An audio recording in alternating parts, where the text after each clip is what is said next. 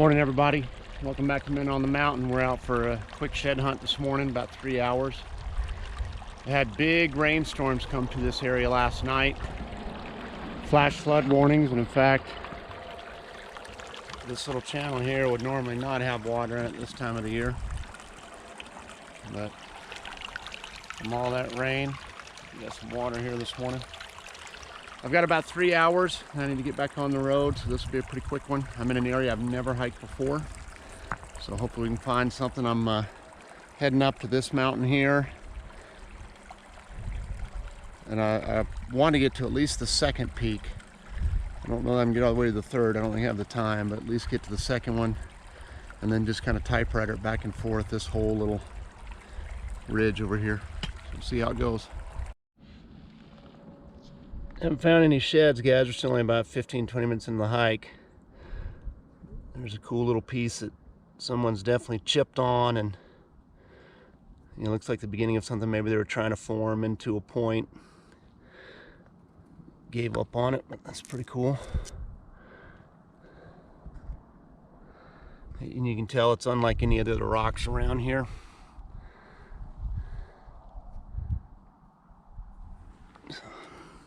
All right, pretty cool.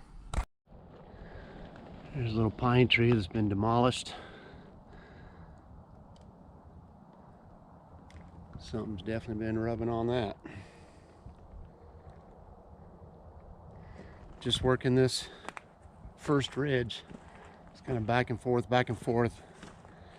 I got over the hump, and so now it's relatively flat as I'm working it back and forth. There's a little bit of an incline, but kind of on the knoll of it. With all that rain, it's really not seeing any tracks because everything got washed out, but definitely droppings up in here, beds. So definitely a sign of both deer and elk up here.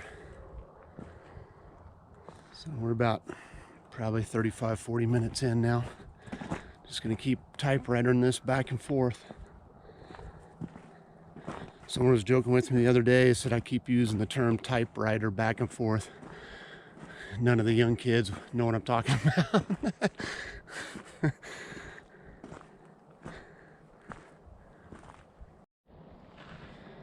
There's another rub where they've literally torn that tree in half.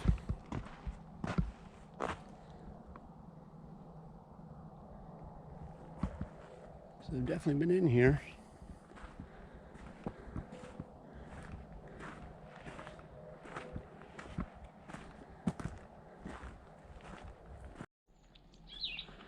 And another rub where they've just demolished that tree. That's so cool. I've seen lots of tracks, lots of drop. Well, just a few tracks because again the rain, but lots of droppings up in here. It's pretty high. This is my favorite stuff to hike in. It's a mix of, there's some pinyon pines, junipers, and a little bit of scrub oak. You see some of that oak brush, but the oak brush isn't so thick that you're just fighting through it nonstop. So that's like my favorite stuff to hike in. Looks like it's going to be a short video, guys. Didn't see any sheds. Just saw all those rubs. I'm working this big sage flat back to the car. Not really zigzagging it though. I kind of got to get back quick and get on the road. But obviously there is a chance we might see something on the hike out. So I'll probably do the Men on the Mountain at home, and I might even wait and combine this with some fishing or something, because there just wasn't a whole lot to it. But it's good to get out. It's in the high 70s right now. It's supposed to get into the low 80s. Like a perfect day. If I had all day, I'd definitely hike all day, but I don't. Got stuff to get done, which is good. It's good to be busy. So anyway, thanks for coming along. Good evening, guys. Welcome back to Men on the Mountain. It's a late Saturday afternoon. In fact, I probably only have about an hour and a half of daylight. Sorry for breathing heavy on you. This little canyon's fairly steep at the very beginning of it, so I'm a little out of breath. I stopped at 2 other places that I wanted to grouse hunt, but the first place already had 2 trucks of dog boxes in it, and I would imagine that's what they're doing. So I didn't want to follow behind where they had already worked or mess them up. And the other two places had families camped in front of the trailhead, which they have the right to. There's camping spots there. I'm not complaining, but I just didn't really have a place to park. It's kind of weird. I spent the last 2 weekends scouting for elk. Literally went the whole day without seeing another human being. And today I'm back in Left Hand Fork Canyon and it's just packed. There's people at every turnoff. Oh, little chick running around. And so anyway, we don't have much time, but we made it. We're up in the mountains. We're in the shade. It's nice and cool. See if we can kick up a grouse or two before it gets dark on us. It's crazy how much darker it is up under these pines. When you get out in the open like this, it's not bad, but man, you get down in those pines and you're like, wow, they suck up a lot of light. I'm wearing the GoPro on my chest mount, so forgive me guys if the view is cruddy. I can't see really where it's directed. I mean, I know it's not pointed at my feet at least, but you may not be seeing much, so apologize about that.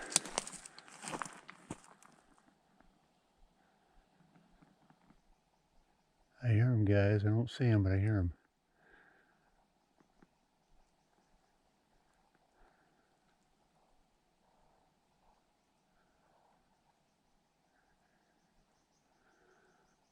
I don't know if the GoPro will pick that up or not, especially if I got the windscreen on. If I had to bet, I'd guess they flew up and roosted in some of these trees in here, but it's just getting so dark.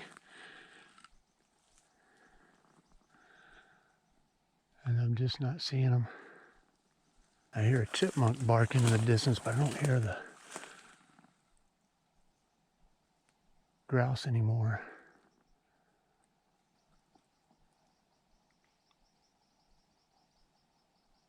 Okay, I hear the grouse again.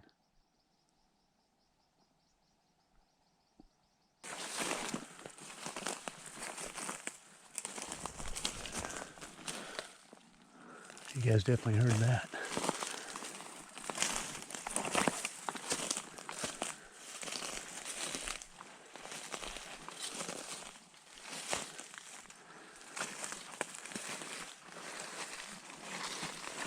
He didn't fly up though, he just went back on the ground.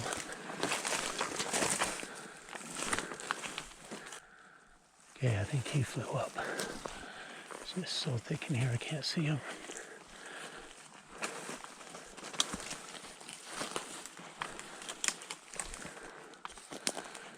It opens up just a little bit up here. Maybe this will give us the break we need to see him.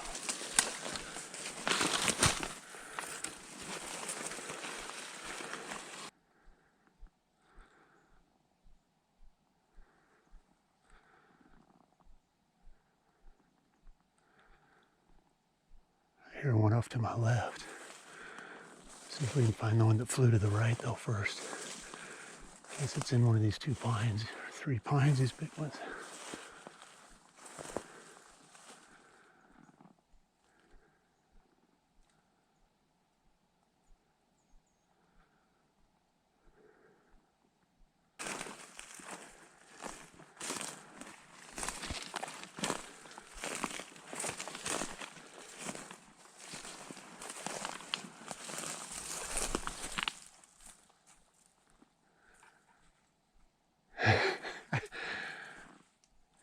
I flew back the other way.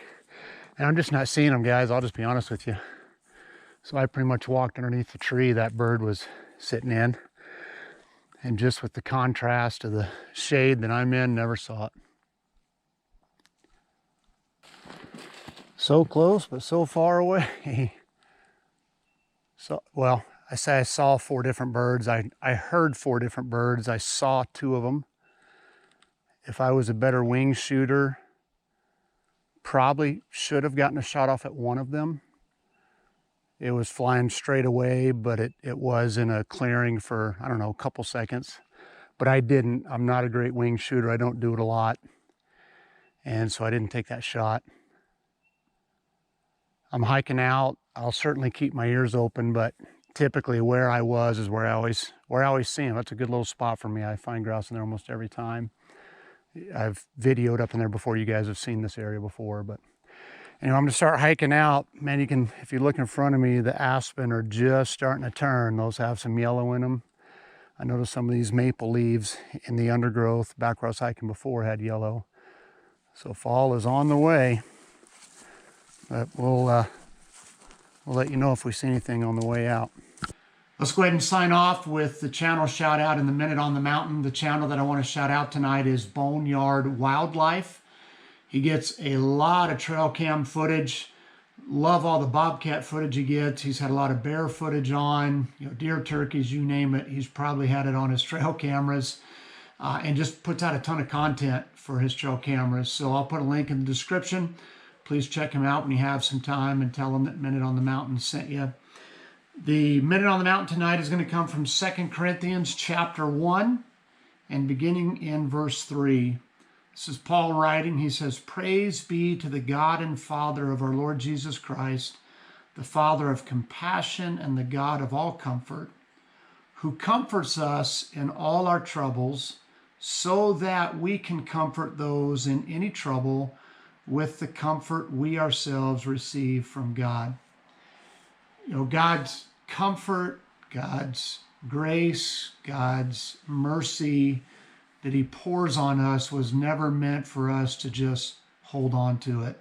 Now, this verse is specifically talking about his comfort, but you see throughout the Bible this idea that we take the love that God has lavished on us, and then we turn and we pour that out onto someone else. And that if we aren't filling ourselves up with God's grace and God's mercy and God's love and God's comfort, how hard it is for us to minister to someone else, how quickly we will burn out, how quickly we will run dry if we're not filling our tank with the things of God. So that's just my encouragement for you guys today, is that if you have experienced comfort from God, that you'd look for opportunities to comfort someone else with that same comfort that God has given you. That's the Minute on the Mountain, again, 2 Corinthians chapter 1. Hey, we are at 1,100 subscribers. I'm gonna hold off on doing the giveaway for one more video. I just want to make sure I stay at 1,100 because I'm at 1,100 on the nose, and you know how YouTube is. Seems like whenever you gain a couple, pretty quickly you lose a couple. But if we hold at 1,100 until I put the next video out, then we will start taking names and taking comments to be entered into the drawing on the next video. So thanks for all your support, guys. I can tell you when we do that drawing that one of the requirements is you have to be a subscriber. So if you want to be eligible for that next drawing, do me a favor, subscribe to the channel. Thanks so much for following along with me. Hope you guys have a great week. God bless you, and we'll see you the next time we're out on the mountain.